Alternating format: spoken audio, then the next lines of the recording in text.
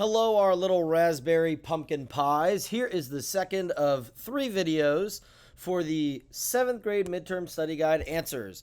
We went through questions 1 through 17 in the first one. Now we are going to go through 18 through until I feel like stopping. Farming is unnatural. I mean, really, we put the stuff in the ground. We choose where crops go. We choose what crops are grown. We choose the environment. We choose the soil. We choose the chemicals to treat them. We choose everything. Oranges aren't native to Florida. Coffee isn't native to, well, anywhere in America. Sugar is not native to Carolina. We introduce these crops.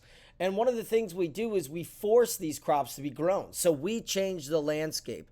We choose what goes in the ground. We literally destroy land, and we move land, and we change land, and we distribute water supplies, and we divert water in order to grow the food we want to grow, where we want to grow it, and how we want to grow it.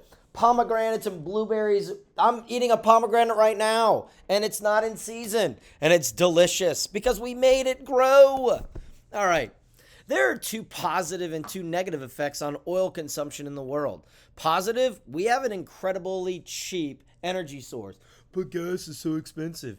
It's really not in the scheme of things. We're going to run out of oil in 120 years. So the fact that we're doing a good job with it, price-wise, is pretty solid. Oil is what everything runs on. It's in plastics, it's in lipstick, it's in hand lotion, it's in garbage trucks, it's in the wheels on your car, it's in everything, it's in medicine, it's in your automobile in a billion different little parts. I don't know if a billion, but there's a lot of parts. Oil is what provides us energy source, and it is cheap, and it is incredibly efficient. Now, negative, all right, oil spills. Obviously, we have to build pipelines, which means we're cutting down landscapes in order to put these pipelines there.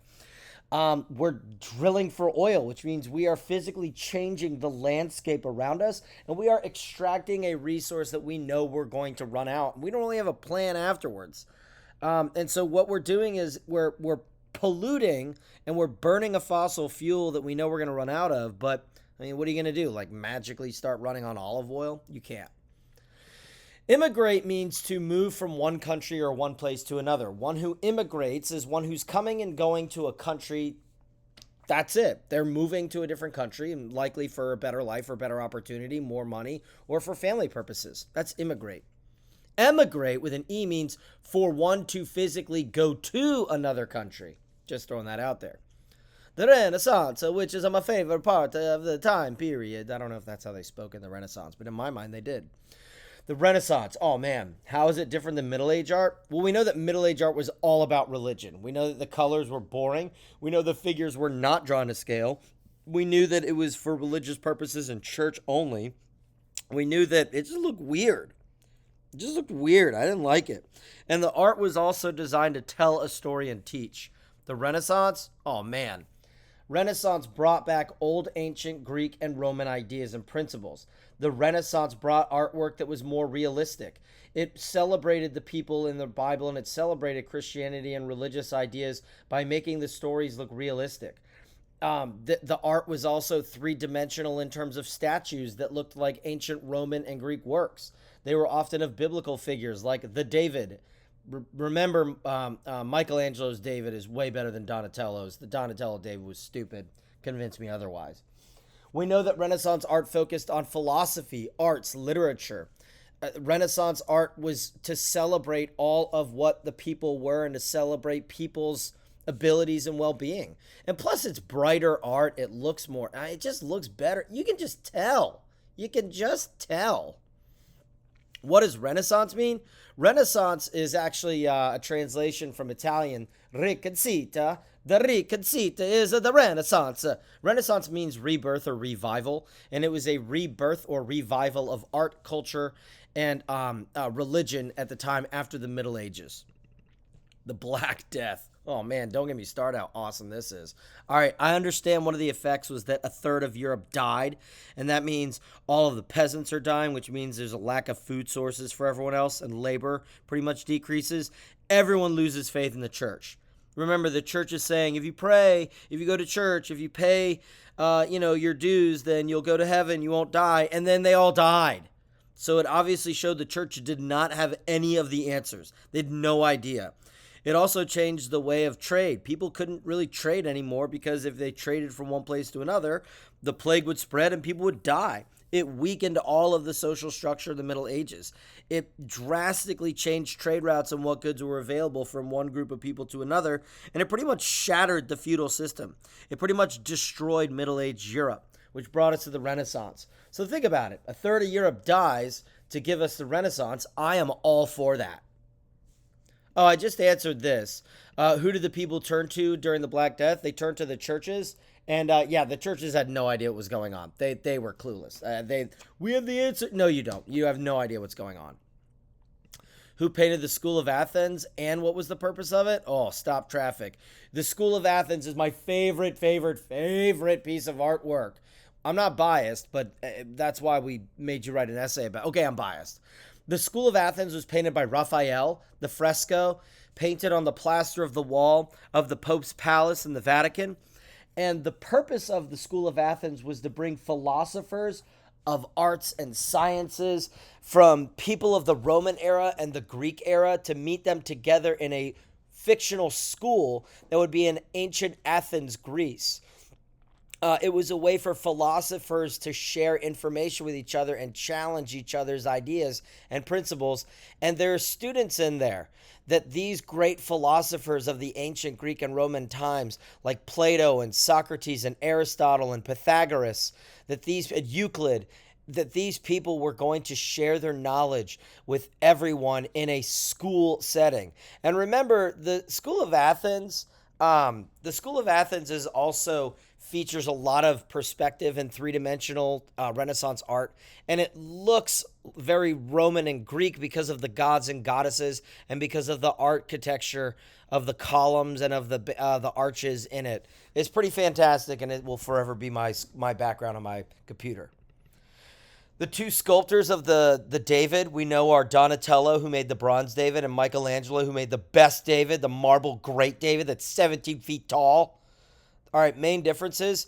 Well, Donatello's mainly looks like he's a childish figure. It shows a little bit of hesitation and youth. It's made of bronze, and it's more lifelike in terms of the size. And he's standing on the head of Goliath, holding the slingshot. Michelangelo's The David is a 17-foot tall sculpture that's in marble. His hands and his feet are gigantic to show that he used those features to slay the great Goliath. He's also holding the rock that he chucked at the Goliath's face and killed him.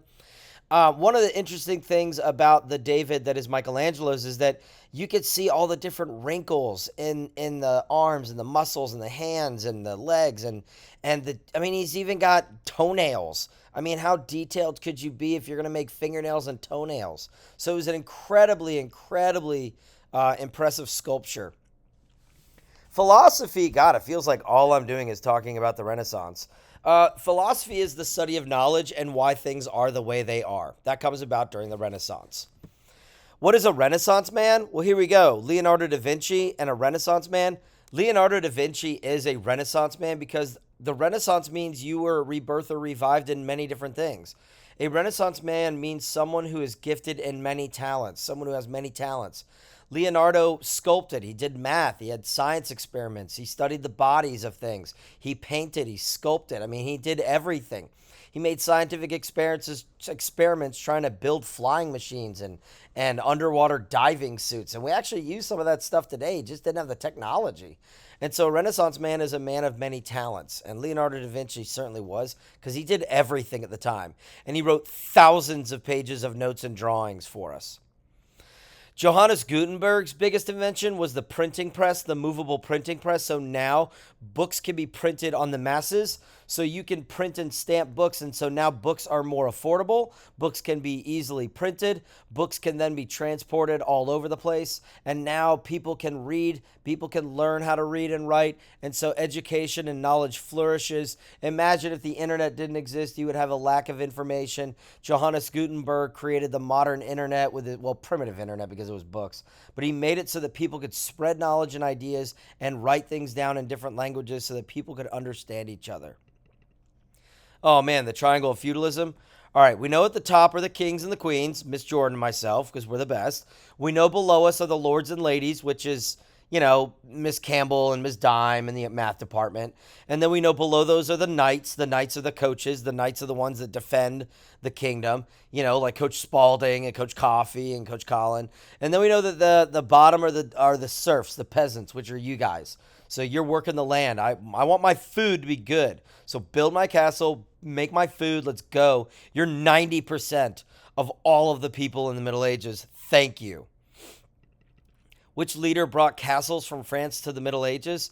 From England to France? William the Conqueror. He brought all these castles and whatnot, which is pretty cool. So all of the castles that you see in England are pretty much from the William the Conqueror area.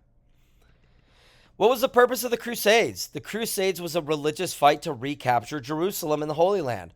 So Christians went to present-day Palestine, Jerusalem, to fight the Muslims who were mainly there and the Jews who were there to take control of the Holy Land. It was a series of holy wars to instill and build your religious buildings and sacred areas in Jerusalem, because the birth of Jesus was in Nazareth in Palestine. Islam is in the Middle East. Judaism is in the Middle East. And so it was a group of religious voyages. The Muslims win most of those crusades because they have most of their more Muslim landmarks and mosques in the area than there are Christian and Christian areas. I just said the two people, Christians and Muslims. And I'm going to stop us there. And then the last video is going to bring us all the way through the rest of the study guide. Hope you enjoyed this and be good.